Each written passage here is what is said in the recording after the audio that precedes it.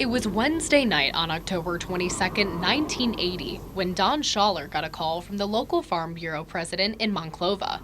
He told Don, "As you knew, President Carter's being in town this Saturday, talking at Start High School about 10 o'clock, and they're looking for a place for him to make his major agricultural address, and if selected, would you be willing?"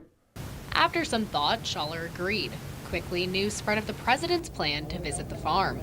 Could hardly pull in off the road. There was a big mob scene in the driveway, probably 40, 50 people. He says after days of preparation, which included numerous security sweeps, the big day finally came. And when the president got there, we went out to the road and greeted him, and we went in the house, and I gave him the gift of a vest and a cap, and he told me briefly what he was there for and gave his speech.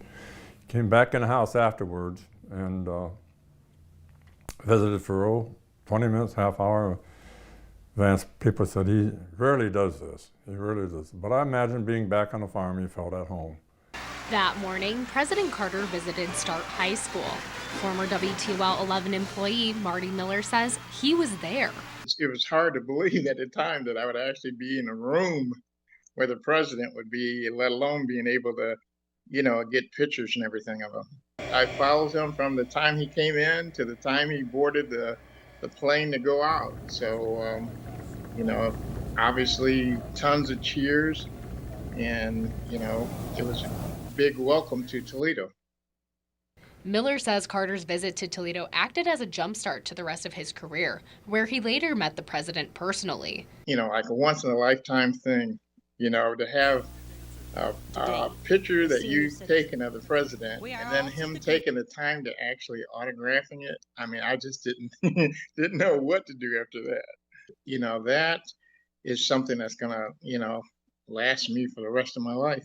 Back at the farm, during his visit, Schaller said he had the opportunity to share some of his concerns as an American citizen. I talked about my dissatisfaction with the grain embargo.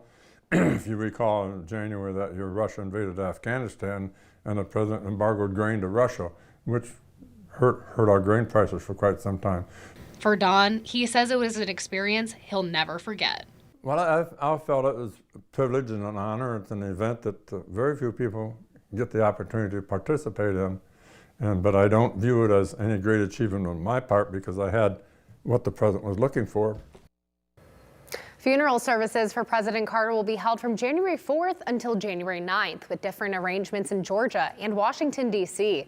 President Biden has declared January 9th a day of mourning, and all flags will be set to fly at half staff. Reporting in studio, Laura Sandlin, WTOL 11.